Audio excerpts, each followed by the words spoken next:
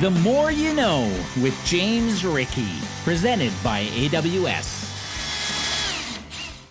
Hi, I'm James Rickey. Today on The More You Know, today I'm going to show you how to wire up your MVP Orenco control panel. Today I'm at the shop. We have this display set up for you so I can show you how to wire the controls for your control panel. So before we get started, I'm going to quickly explain how before you run your stranded 7 wire, I'm going to talk a little bit about the power supply to your control board. So we recommend that you would have a certified electrician do this. Right now you can wire to 2 different options for your pump. You can do 230 volt or 115 volt. It's very important that for your pump and your controls are both on separate circuits and not sharing the same circuit.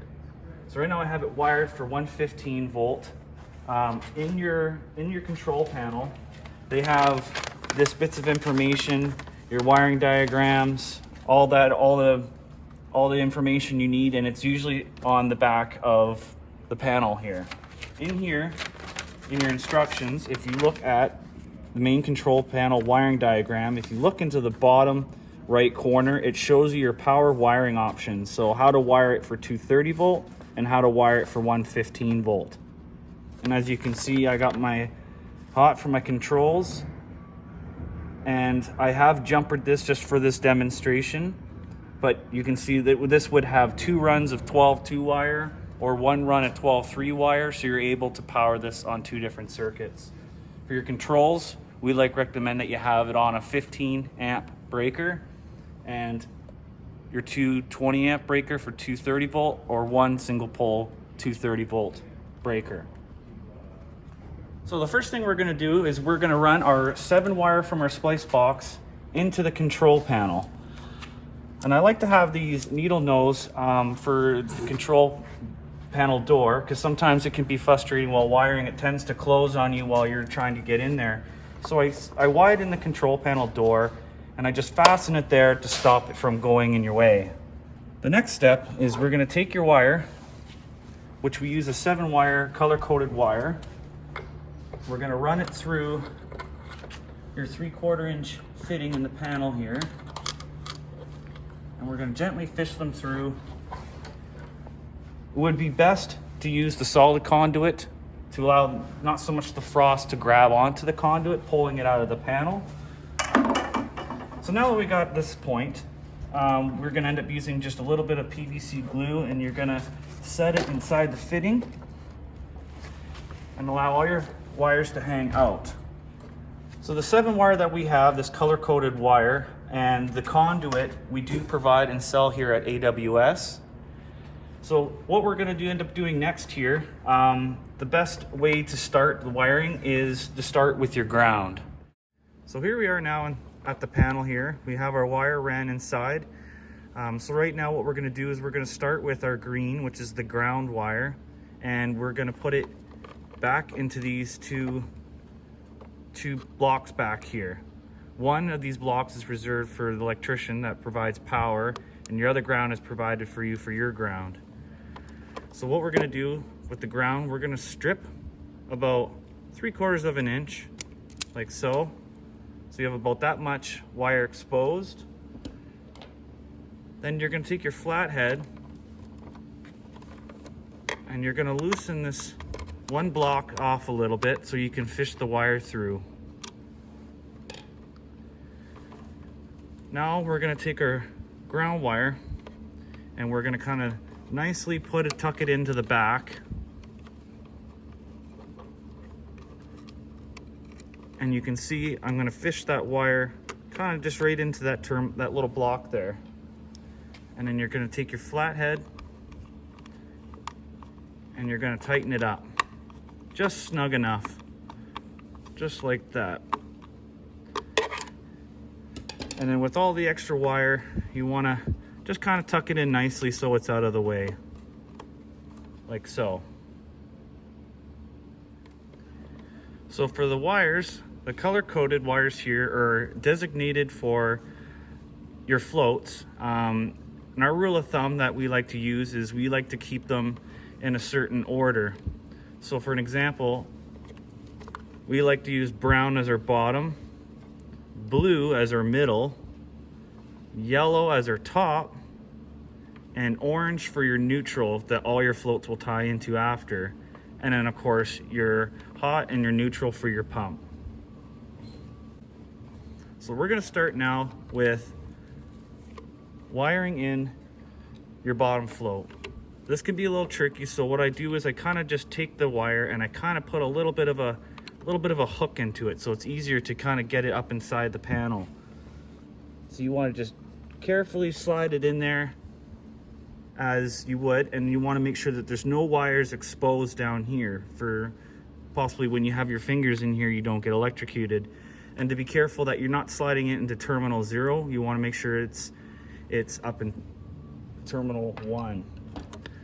So to strip this, I usually strip no more than a 1/2 inch. You strip too much, it will leave wires exposed on the bottom of your terminal. So right there, you're going to take now your smaller flathead screwdriver that will fit inside these terminals, and you want to hold that wire up inside. You don't have to crank on it, just snug it up nice, and then every wire that you do, you want to give a little small tug test. So you want to make sure that the wire does not pull out. Next one we're going to do is our middle float, which is the blue wire. And this one is going to go up inside terminal 2. If you find that you can't get the wire inside the terminal, it just means that you might have to just loosen that screw in that terminal. And then you just want to lightly wiggle it in there until you don't see the wires anymore. Same thing, you're going to go here, terminal 2, and we're going to snug it up. Again, you want to give it a small little tug test. You don't have to reef on it, just give it a little tug. If it doesn't pull out, you know you got a good solid connection. Now moving on to our top float, which is the yellow wire. And same thing, we're going to put a little bit of a hook into it, and we're going to set that up in terminal 4. Once again, we're going to snug this one up, do a little tug test. And so now those are the 3 wires for your 3 floats. Brown for your bottom, blue for your middle, yellow for your top. Next, we're going to do the neutral, which is all your floats will tie in together, and that's going to go into terminal 5.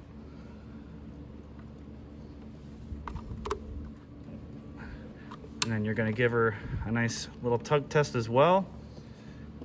So for this one here, when I go to do the pumps, I'm going to show you when we go to strip them, you don't want to do too much. Because if you do too much, like that right there is too much. You want about that much stripped off. So you can see there's a big difference. So now to make the corrections, we're just gonna go and we're gonna cut this wire down to the same size. So now we're on to doing our pump wires, and they're the last 2 terminals, 6 and 7.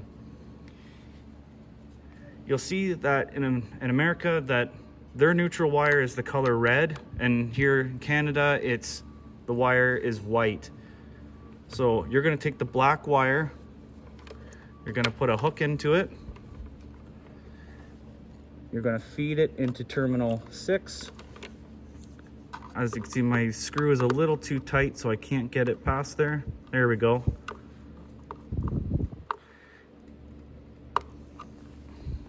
And you notice too that on the top, you'll see that it's black as well, and you can match them up that way as well. So black with black and then white with red. Hold on.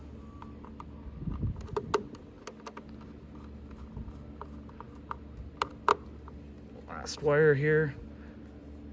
Snug it up. Again, nice little tug test. So now that you have all our wires in the proper terminals, usually I like to either kind of keep a zip tie on here to keep them nice together, but I try to kind of keep them all nicely wrapped inside. because when you go to close the control panel, you want to leave room for this audible alarm here on the side of the door. Because if all the wires are bunched up in the middle, it's going to be hard for the panel to close. That's how you would wire your MVP panel for time mode. I'm James Rickey. Thank you for watching The More You Know. Be sure to check out all of our other instructional videos.